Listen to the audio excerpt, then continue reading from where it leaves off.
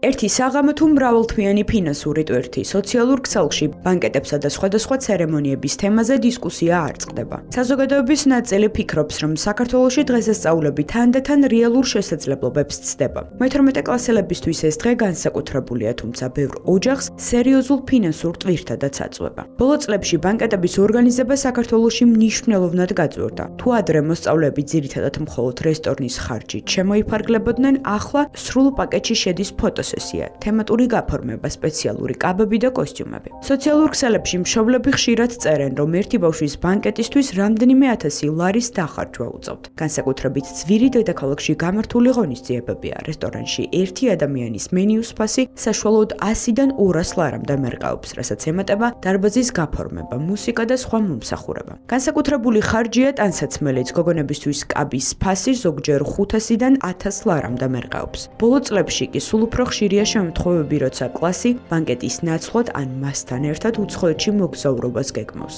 სტამბოლი, ათენი, დუბაი თუ ევროპის სხვადასხვა ქალაქი. ასეთ შემთხვევებში ხარჯი კიდევ უფრო იზრდება, რადგან ბილეთებთან და სასტუმროსთან ერთად ემატება კვება, გასართობი პროგრამა და სხვადასხვა დამატებითი ხარჯიც. ფსიქოლოგები აღნიშნავენ, რომ მოზარდებზე სოციალური წნეხი ასეთ სიტუაციებში იზრდება, რის გამოც მშობლები დამატებითი ფინანსური ვალდებულებების წინაშე დგებიან. ეკონომისტების შეფასებით ბანკეტის სეზონი მცირე ბიზნესისთვის, რესტორნების, ფოტოგრაფების, სალონებისა და ატელიეებისთვის შემოსავლის მნიშვნელოვანი წყაროა. სწორედ ამ თემაზე ვირუსულად გავრცელდა ერთ-ერთი სასულიერო პირის პოსტით, სადაც ის წერს, რომ საზოგადოებაში ყველაფრის გრანდიოზულად აღნიშვნის კულტურა ყალიბდება. ზოგი ბავშვი ამ კოლოსალური ხარჯების გამო საერთოდ ვერ მიდის. წერს ავტორი და აღნიშნავს, რომ მსგავსი ტენდენციები განსაკუთრებით მძიმე ტვირთად აწვება იმ ოჯახებს, რომლებსაც რამდენიმე შვილი ყავთ, ან რთულ სოციალურ პირობებში ცხოვრობენ. უნდა იყოს თუ არა სკოლის ბანკეტი ასეთი ძვირი და სად გადის ზღვარი დღესასწაულსა და ფინანსურ წნეხს შორის.